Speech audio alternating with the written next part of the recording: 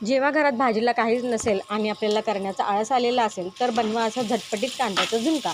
इथे मी तेलात आले लसूण आणि मिरचीची पेस्ट टाकली आहे। त्यात बारीक चिरलेला कांदा टाकला आहे। कांदा लवकर भाजण्यासाठी थोडंसं मीठ घातलं आहे। इथे बेसनचं पीठ आपण चाळून घेणार आहोत। मी 1.5 वाटी बेसनचं पीठ घेतलं आहे। पीठ छान चाळून घ्यायचं आहे।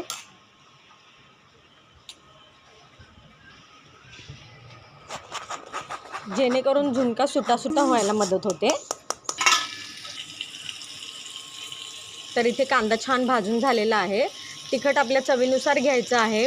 मला मिरच्या मी कमी घेतल्या होत्या त्यामुळे मी चटणी टाकली आहे। थोडीशी घालायची आहे हळद आणि चाळून घेतलेलं बेसनचं पीठ त्यात घालून छान मिक्स करायचं आहे। नंतर पाण्याचं असं थोडेसे शिंतोडे देऊन झुणका छान वाफवून घ्यायचा आहे।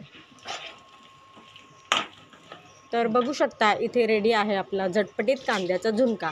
चवीला मस्त आणि बनवायला वेळही कमी। नक्की बनवून बघा, खूप चविष्ट रेसिपी आहे। वरून चवीनुसार मीठ घातलं, कोथिंबीर घातली आणि आता आपण प्लेटिंग करून घेऊ।